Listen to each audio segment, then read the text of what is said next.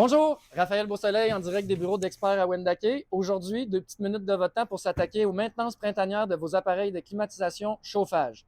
Comme vous le constatez, je suis déjà à l'extérieur. On va débuter avec le condenseur compresseur. C'est l'unité qui se trouve dehors de votre résidence et qui est branchée aux équipements intérieurs. Première des choses qu'on veut regarder quand on est à l'extérieur avec notre appareil, on veut s'assurer qu'il soit bien dégagé pour pouvoir respirer et avoir une bonne performance. Donc, autant à gauche, à droite, en dessous, sur le dessus et derrière, si jamais vous avez des abris pour les protéger, on veut s'assurer que tout soit dégagé pour la saison estivale lorsqu'on va être en climatisation. Condenseur. Le condenseur, comme je mentionnais, ça va être le cœur de votre appareil extérieur. C'est le petit nid d'aluminium avec les lignes de cuivre dans laquelle le changement de chaleur et le brassement de réfrigérant va avoir lieu.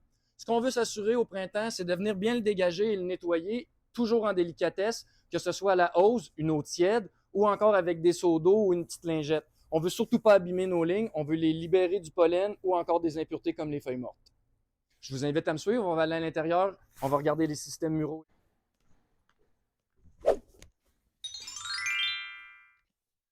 Bon, une fois à l'intérieur, la première chose qu'on va prendre le temps de regarder, ça va être notre évaporateur. Notre évaporateur, c'est ce qui est accroché au mur, c'est souvent ce qu'on va appeler notre système mural.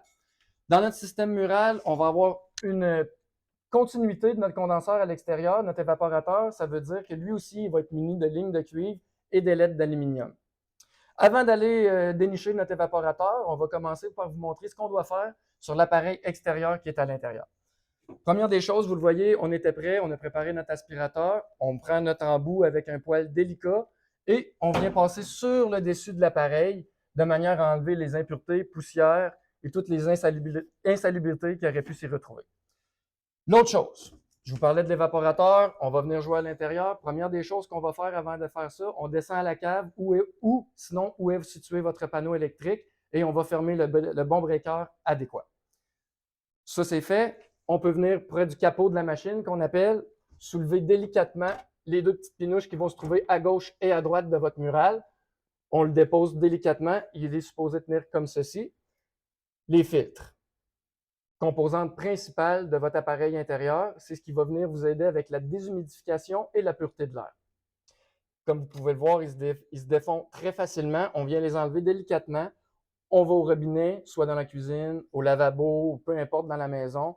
On passe une eau tiède dessus. Puis quand on revient, c'est important de passer un linge qui va être plus sec afin de les faire sécher pour éviter que ça glace à l'intérieur.